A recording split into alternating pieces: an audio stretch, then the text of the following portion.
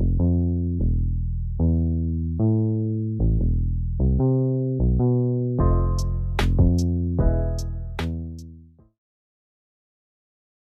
and blessings. You're watching That's What's Up with Qiyamah Muhammad. That's What's Up is a series that I interview people in the albinism community so they can share their stories and experiences for others to help those in the albinism community. And we're here with our guest for today, Brother Ali. If you'd like to introduce yourself. Assalamu alaikum. Brother Ali. I'm a hip hop artist. Most people know me because I make hip hop music. I'm a person with albinism. When I was a kid, we said albino, and I'm totally fine with that word. Sometimes when I say it, people are like, "You're setting us back. Don't call us that." But I had to get proud and comfortable with by being an albino. Like, that's what I am. So I like that word. I'm not mad at it. This came together because I reached out to you because I follow the Nation of Islam really closely. As you can see in the background here, I have my picture of the Honorable Elijah Muhammad, and then over there is Malcolm, and over there is Imam Warthi Muhammad. And I also have a photo of Minister Farrakhan, but I don't have it with me here. It's in a different room in my house. But, I grew up in the community of Imam Warthi Muhammad, and always have felt like a very, very strong connection to the Nation of Islam. And, so I follow several, Twitter feeds and Facebook feeds and Instagram feeds. And so I saw your presentation when it came up, and I watched it, and I was so happy, and like, it just made me feel so good. And then it came up on my YouTube, just, in my suggestions, like once you watch something, you're in that kind of like web of YouTube. And so your presentation came up again, and I figured, I wonder if I could get in touch with this sister. And so that's when I reached out to you on Instagram, and praise be to Allah, here we are. Praise be to Allah. I'm so glad and honored that we're able to meet today. I'm so inspired by you and so proud of you. And, sometimes you see somebody do something and you're like, how come no one's done that before? It's because it was for you to do. It's because Allah wrote for you to do it. You're the one. And so, I'm looking to you as my sister and as the leader of this thing.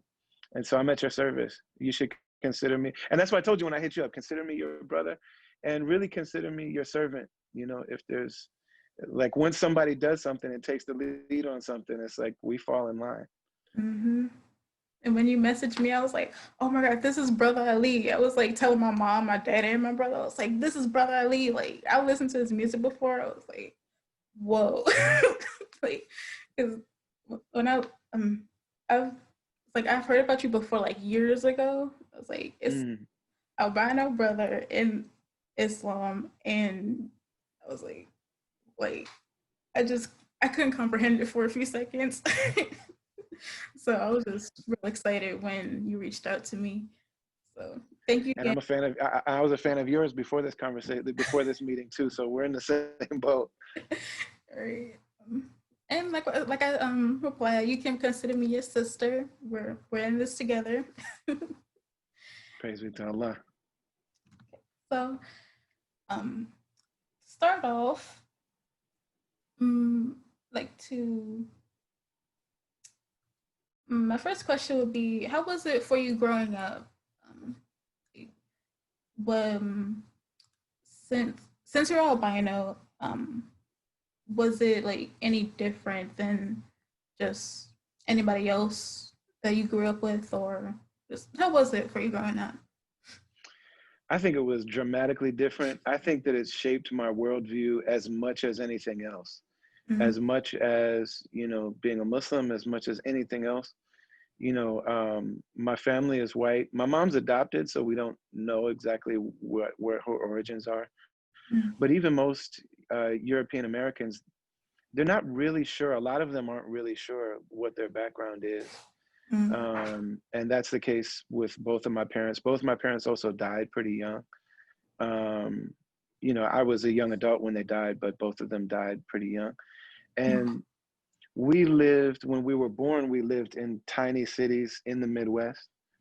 And so, there were these little towns that were, overwhelming majority white, and they had small black populations, communities. And there weren't many people from other places. Like it was, it'd be like 85% white, and then a small black community. And then there'd be like one Asian family and like one, family that we might have called Mexican, and they were really Guatemalan.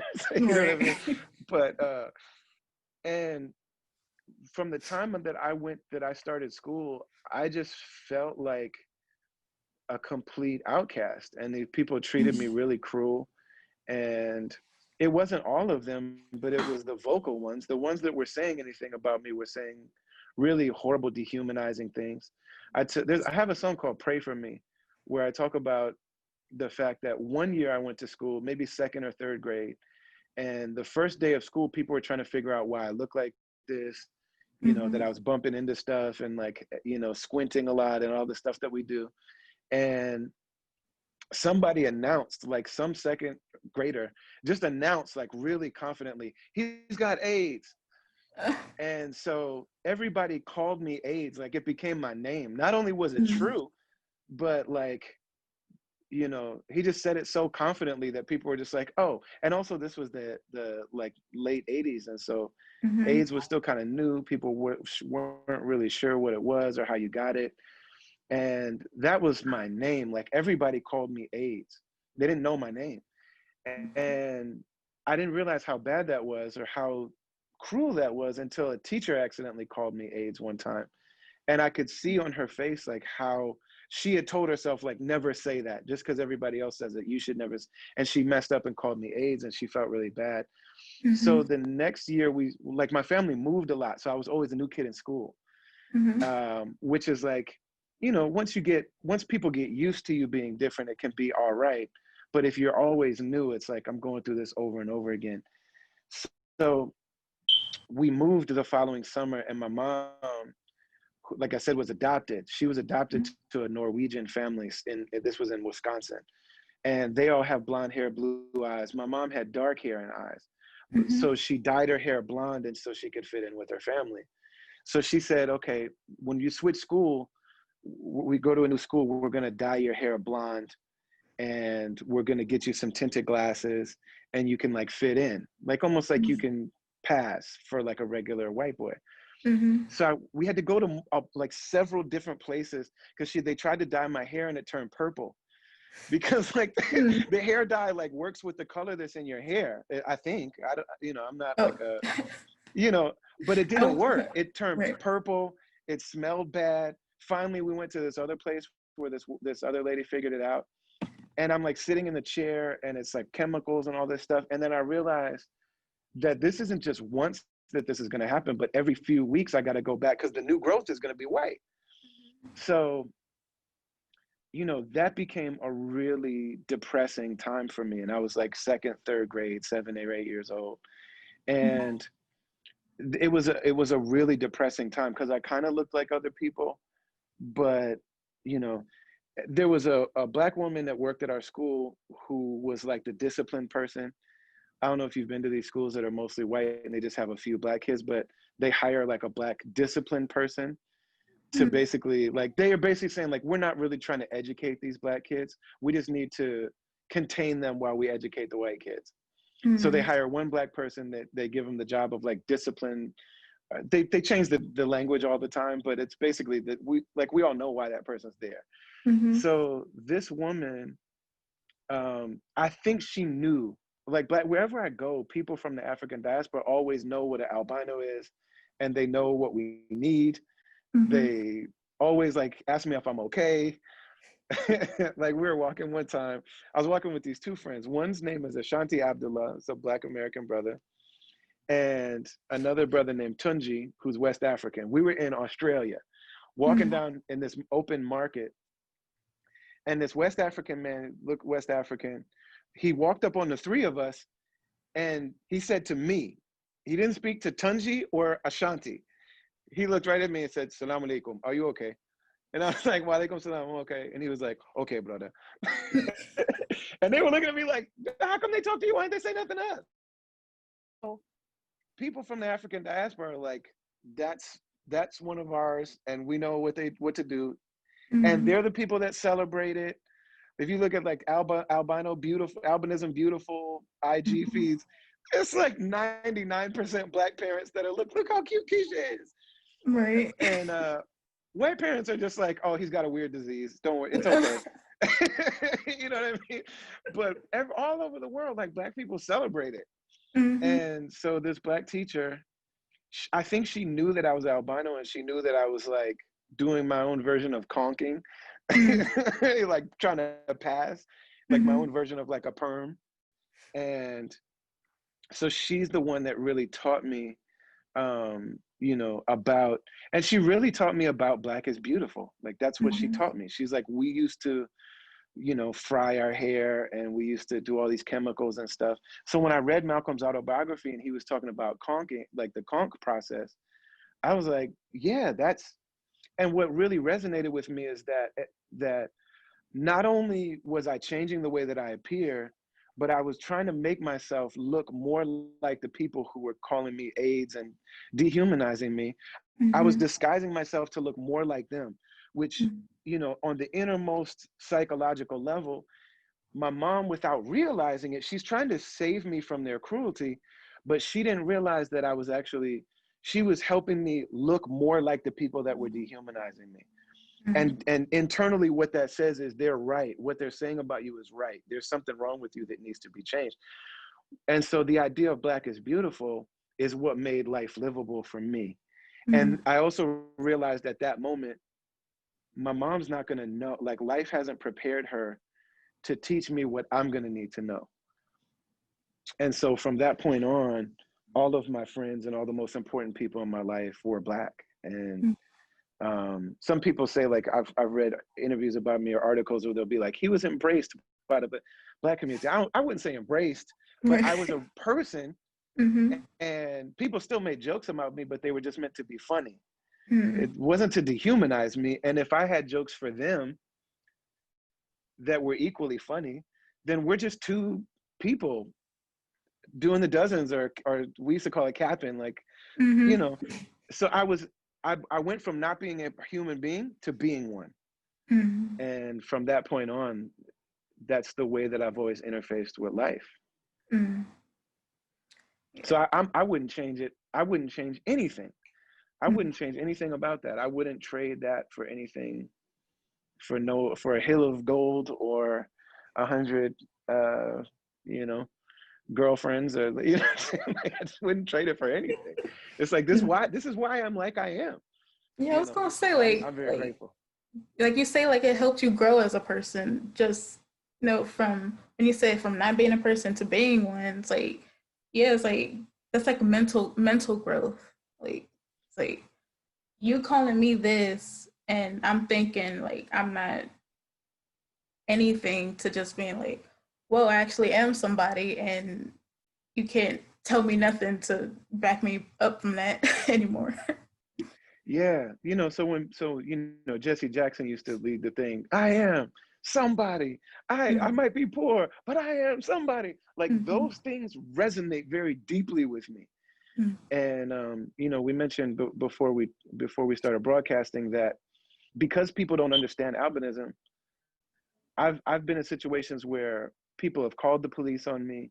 People will assume that I'm a Black albino. Mm-hmm. And so I've interacted with police with their guns drawn who thought I was a Black man. And that, like, the guy called it in, 6-foot Black male, so and so. One day I gave a cop asked for my ID. I gave him my ID. He's like, Ali, is that your real name? Yes, sir. It's on my ID. Is that what your mom named you? And I was like, no, I'm a Muslim. I changed it. And he was like, oh, you changed it in prison? What? Just assuming No. things? Like Yeah.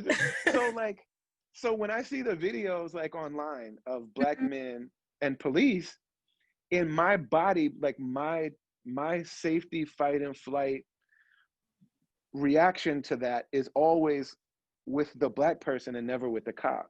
mm, And that's a huge, I wouldn't want it the other way. Like I see the way that my family members, my family members are really struggling to unlearn certain things. They like, you know, and a lot of really amazingly intentioned and really strong, dedicated white people I know are struggling to unlearn and relearn certain things that I just didn't have that experience. And so, you know, I see their struggle and I respect their struggle, but it's just not one that I identify with.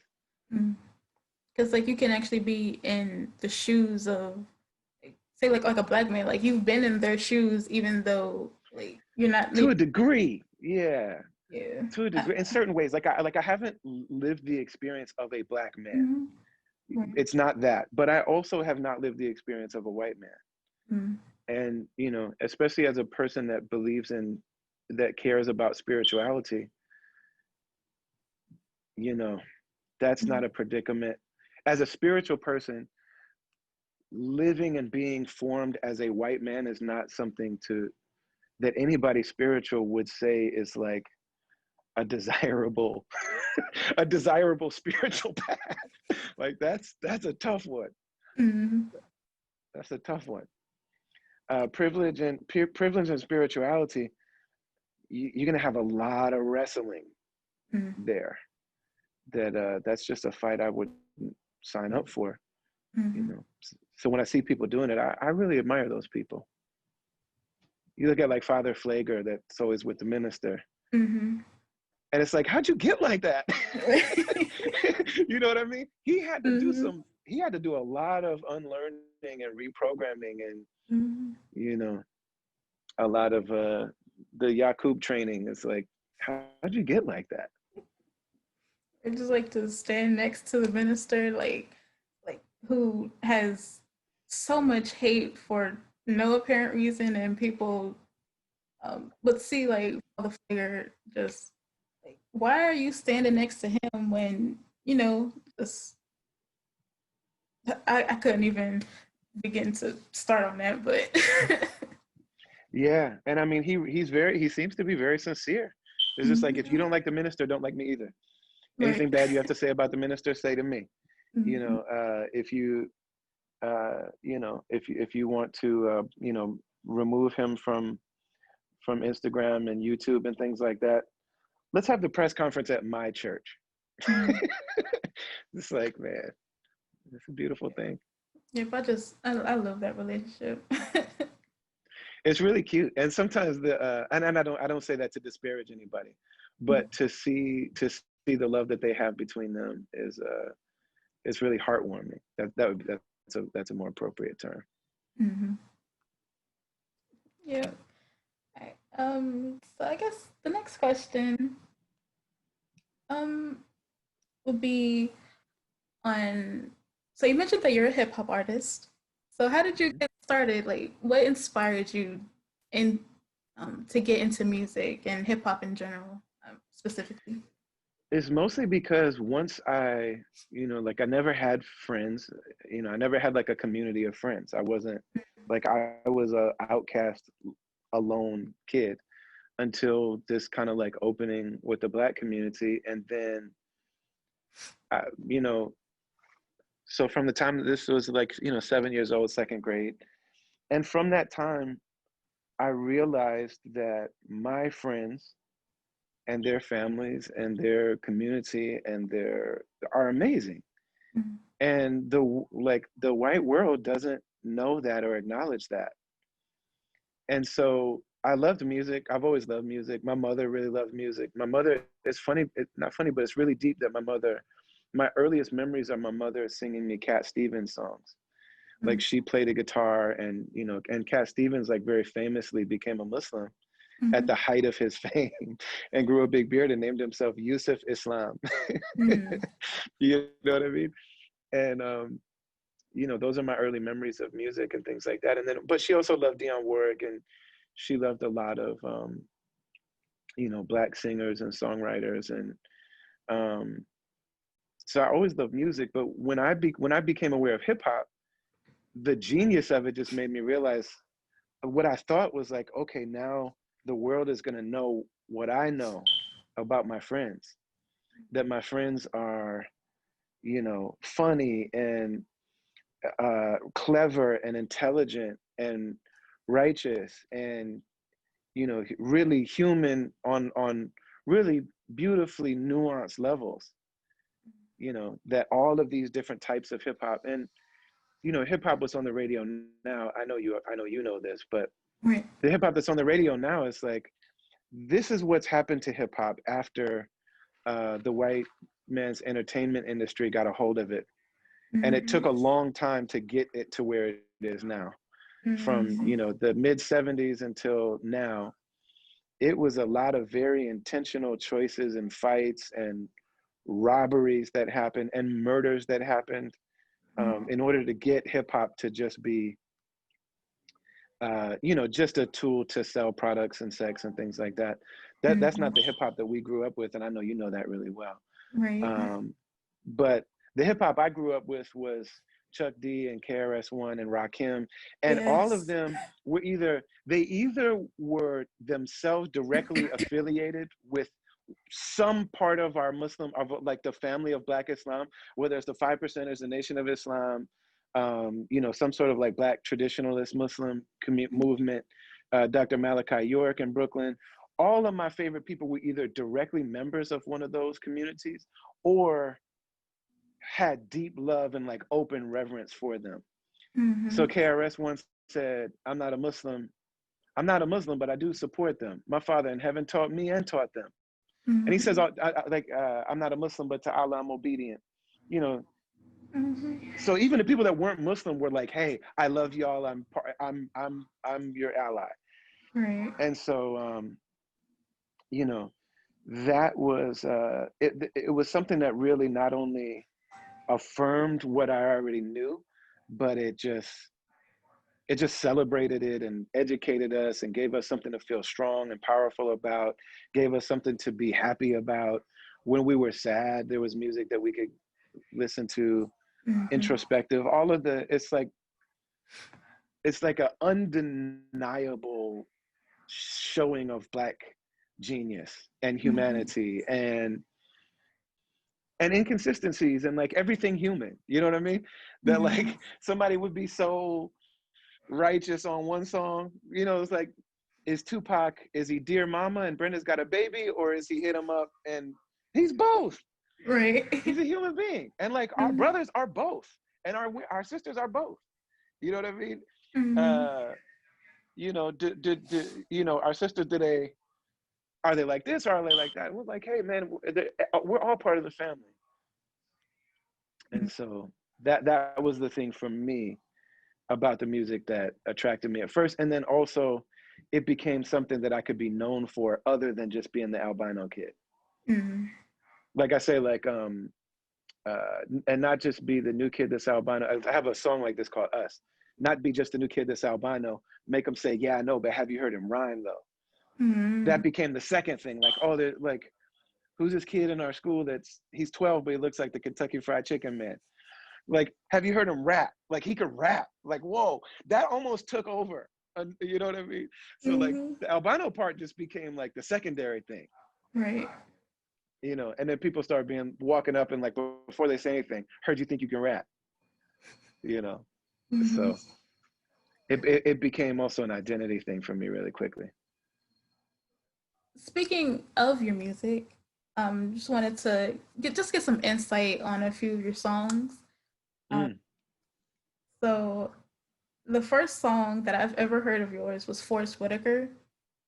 So I just wanted to get some insight on like what inspired you to make that song, or like just what was your process in of it? Yeah, so that song is interesting because that's definitely my most well-known song. And I made it really quickly as a joke. It was like an accident that became a joke that was almost meant an interlude on the album. My friend that produced that album, we used to use, you know, that came out 2003. We made it between 2000 and 2002. And I actually have one of them over here, but before you could make music on computers, like you had to have like an actual piece of like equipment to make hip hop music on. And so he had this big sampling computer called ASR-10. and the beats are on like actual like floppy disks. Mm-hmm. So you had to like load up a disk to get a beat. Oh, floppy And disk. I so haven't heard that in a while. yeah. So you know, now it's like you just make them on your laptop. Mm-hmm. Everybody. I mean, the biggest producers in the world, all their beats are on their laptop. That's back in those days, that was not the case. So I was at his house and we were almost finished with the album, and he loaded up the wrong disc. Mm-hmm. And the beat for Forest Whitaker played, and he was like, "Oh, that's the wrong one." And I'm like, "Wait, but what's that?" And he said, "Oh yeah, I was working on that. It's not really finished. I'm not really sure." He said, "You know, I think I don't have it's like a beat that doesn't really have changes. So he's like, I don't think it could be longer than like a 1 or 2 minute. It should just be like almost like a interlude." Mm-hmm. And so I was like, okay, I like that a lot. Let me have it. So I took it to work with me, and I just, or like on my break, I just played it, and I just wrote it as a really quick, almost like a joke, Mm-hmm. just to make my friend laugh. That I thought, that'd make him laugh. And I named it Forrest Whitaker because if you think about the fact that he started acting in the 70s, and at that time there were not many Black leading men, and all of them, they were people like Sidney Poitier Mm-hmm. and uh, Harry Belafonte, and like very smooth, suave, debonair men that almost had British accents and things like this. And so Forrest Whitaker, I imagine him walking into a casting agency. He's a Black man. He's got a what some people would call lazy eye, like I have. He's a big guy. He's not ripped with abs and like, what I'm saying. He doesn't look like Harry Belafonte. Not most people don't, or Denzel Washington, or the people that you think of. And he says, like, "Hey man, I'm here to be a movie star." And I can imagine what the response is. But he knew on a deeply spiritual level that he had a gift, and and there's something very spiritual about him. And so I named that song after him as an inspiration. And so that one in particular, I really feel like that was a gift from Allah, because I didn't plan for that to be a single. Otherwise, I would have made it longer. I probably would have cleared the sample. I probably would have made a video for it. It wasn't a single. It just was a funny little snippet on an album that became my biggest song. Mm-hmm. Yeah, but whenever I go on there, I always see the comments be like, man, I was just so upset this day, and I heard the song, and I was like, whoa, like the day, like their day just went super well when hearing the song. I was like, yeah, I can relate to that. Like, it's such a good song, even though you were saying it's just like an interlude, but yeah. Alhamdulillah. Yeah, it's a gift, man. It's a gift to be able to, you know, it just shows that Allah is the planner. There was two other songs that I wanted to just touch on real quick. Um, your song "Self Taught." Um, I just recently listened to the song, um, so I just wanted to, hear a few words about just how that came to be. Self-taught was, so first of all, you're talking about the music at the beginning of my career. I was cursing a lot in that music.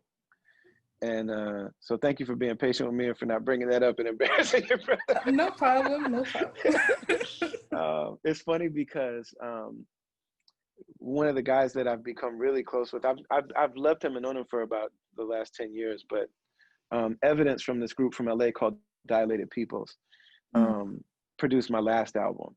And when I first met him, it was during that time.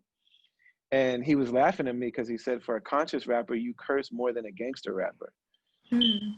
And I was like, I had never really thought about that. And he told me, he said, you're overcompensating because your friends, I wasn't in like a conscious rap group. Like my friends were kind of living that lifestyle of, doing what we think of like the rapper lifestyle. They were doing some of that.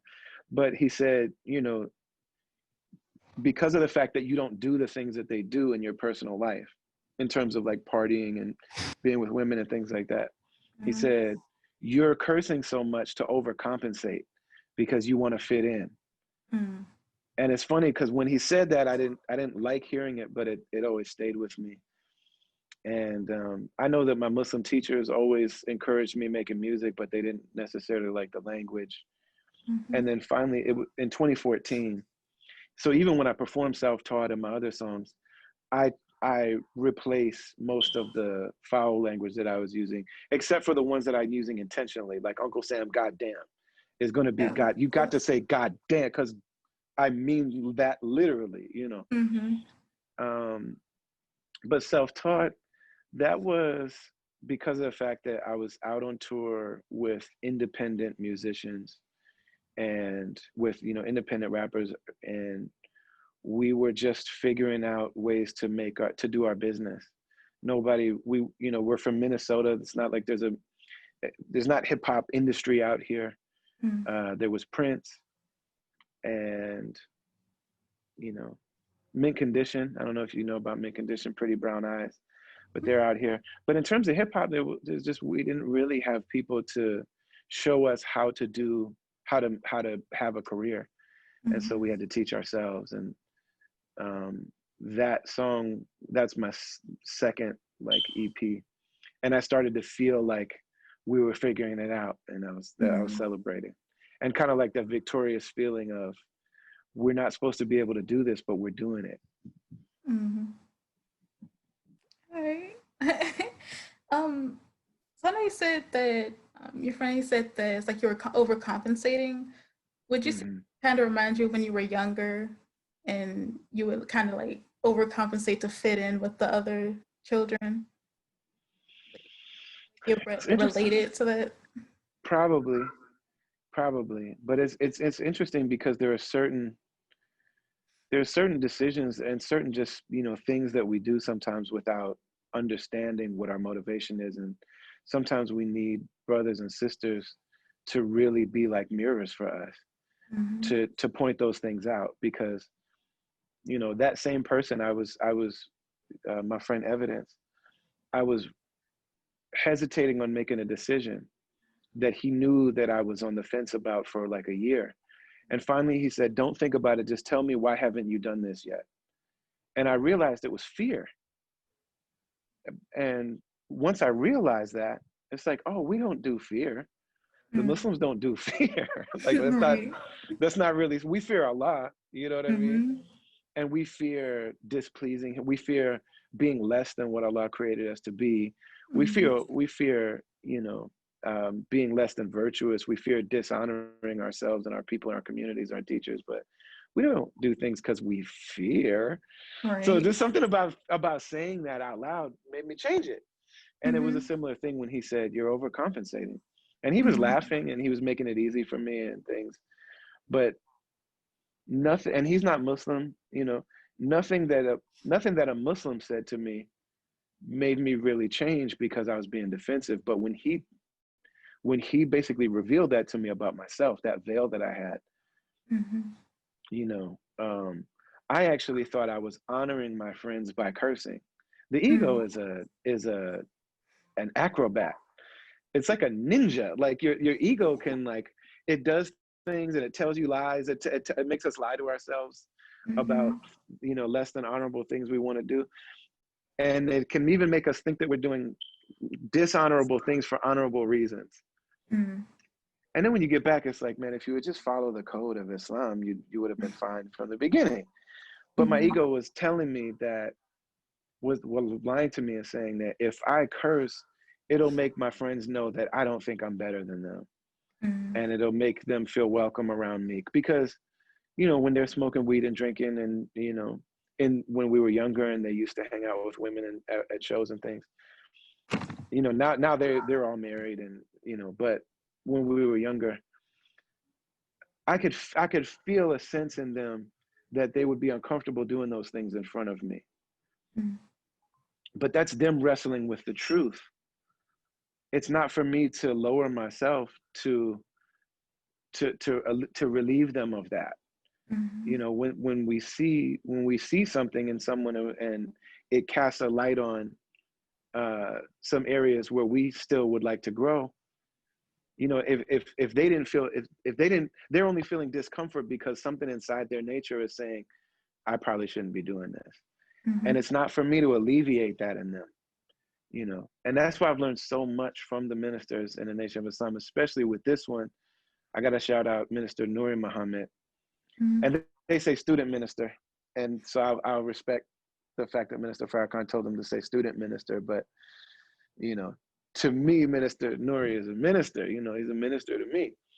Mm-hmm. And, you know, I've seen him over and over and over again make everybody feel at home, as does Minister Farrakhan.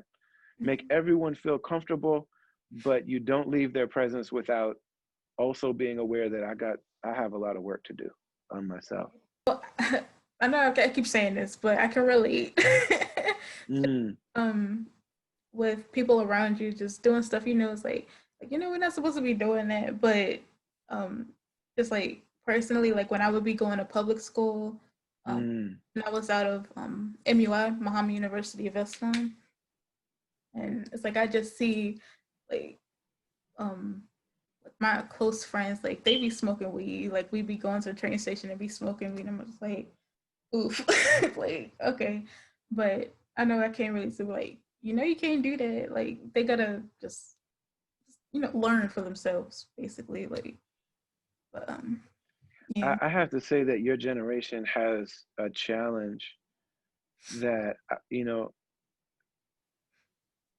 I don't mean to say to separate generations or put separation between us because we're family, but Mm-hmm. I think that our generation dropped the ball to a certain extent because our parents, my parents' generation in the 60s and 70s, people would not smoke weed around a Muslim. And even to a certain degree, that's how I got the name. That's how I got the name Brother Ali. Like people calling me Brother Ali, because when I first became a Muslim in the 90s, people would at least put it behind their back. Mm-hmm. Like if they were playing dice or smoking or something like that or drinking, they would kind of hold it behind their back for a second. They would be like, "Peace, Brother Ali," and they were waiting for me to leave. You know what I mean? They're like, "Okay, peace, bye." Like we're going back to this. But they wouldn't have done that. And there's something that happened in between the 90s and now Mm-hmm. where that's not as much the case as it once was. Mm-hmm. And you know, so there are certain things that I see, you know, people that are in their teens and 20s dealing with now with regard to that, you know, when we were in the streets, people had a really deep reverence for Islam, and they still do. It's not gone, but it's not the same. Mm-hmm. And I would say that me cursing in my music is not disconnected from that. You know what I mean? Like I have to look and say, like, had I been stronger from the very beginning, I would say it's that's not why people are smoking weed in front of you. But Mm-hmm. you know, I think that there are certain compromises that started to happen in my generation that that I think make things more difficult for people in their teens and 20s now. Mm-hmm. Yeah, I can see that. Um, so the last song you already mentioned it, but your song Uncle Sam, the get just that's just the last one I wanted to touch on for your music. Um, just how that got started and everything. That song in particular. Mm-hmm. Well, that's a dedication to the great Nina Simone. I have a photo of her hanging over here. Um, you know, she's one of my favorite artists of all time. She had a song called Mississippi, Mm-hmm. GD. Um, and you know, so this one was you know, out of in reverence to that song, like a dedication to that song. Um, you know, that song for me, that's those two songs together. So Forrest Whitaker and Uncle Sam are the ones that really I think those are my two biggest songs, and I'm happy with those two songs. Kind of being like a picture of what my music is about. One of them being the like the personal stuff, and the other being like a social commentary. And to this day, I get in a lot of trouble for that song. Like the Department of Homeland Security, right when that song came out, and we did make a video for that one, and it was one of the first to get millions of views, you know, independent videos to get millions of views on YouTube. That's when YouTube was new. And Homeland Security, you know, intercepted a wire transfer of some of my money, and they held it until I checked in with them. And I performed that song. I was kind of tricked by some organizers in Iran, but I performed that song in Iran with Imam Sultan Muhammad, and also Minister Akbar Muhammad was there. We did this trip to Iran together, and it ended up being, you know, viewed on Iranian television. It's the first and only hip hop song to be broadcast on Iranian television, which is illegal. And you know, so just last year, I have the cards over here, but just last year on my birthday, these two FBI men banged on my door and scared my daughters, and you know, they tried to enter my house, and which I obviously wouldn't let them do. And it was about me performing that song in Iran. I mean, it was more so about being in Iran. But I realized once I got there, that's why they invited me, was they wanted that song to be. And you know, it's no different than any other critique of America, of like, this is the oppressive side of America. And so I'm very proud and grateful that I made that song. I think it's a loving critique, you know, just like we were saying that, like, you know, I just watched a clip with Minister Nouri saying that he was actually reflecting on something that Minister Farrakhan said. Allah preserve them both, and give them a long life. Give the minister a long life and keep him healthy and make things easy for him, and Mother Khadija, and Minister Akbar, and that whole generation, you know. Those people are living links to something that really, and there are things that Minister Farrakhan says that nobody else can say. And when that voice is, you know, when that voice is no longer here, I just ask Allah, give him a long life and preserve him. You know, so, you know, it's Minister Farrakhan was saying that there's no love without discipline, you know. And so if a father doesn't discipline the son, then he doesn't love him. And Minister Nouri was saying, if a person we can't say we love ourselves if we don't have discipline. He said, you know, if you eat more than you ought to eat, then you don't love yourself like you should. And I was just like, oh man, why? You know what I mean? As if, like, I've always been overweight. I'm just like, oh, here we go again. But that's necessary. That's a loving thing to say. You know, that's necessary to say. And you know, the people that say that they love America, you don't love America if you don't tell the truth. Right. You know, what have people been saying since the beginning of this country? And then, you know, the Honorable Elijah Muhammad said, you know, look at if America doesn't change her ways, rain, hail, snow, and earthquakes, diseases, all of these things that we see, you know, these things are linked. Every spiritual person of any discipline knows that what happens in the physical, the material, the natural world is a result of what's going on spiritually. Just like if I'm overweight, there's something spiritually or emotionally unaligned inside of me that's causing that physical reality, you know. So deep down, it's like, man, you know, I think that those voices telling me that something's wrong with me because I'm albino are gone. I think my self-love game is on point, but the scale tells a different story. You know, maybe there's still some of that in there. Right. What would the Christian say? He's not done with me yet. Sorry, saying would it be okay if you did a drop for this show? Absolutely. Okay. So, I can't see what I look like though. It's You okay. know how it You're is. right in frame. I got this light on, so it's like you know how it is. You're like, oh. But it's okay. You're right in frame. Okay. Okay. All right. So What I would you like me to say? is your name, and you're watching That's What's Up with Qiyamah Muhammad. Peace, world. This is Brother Ali, and you are watching That's What's Up with my dear sister, Qiyamah Muhammad. Yes. Thank you so much. Thank you. Thank you for being so generous with your time.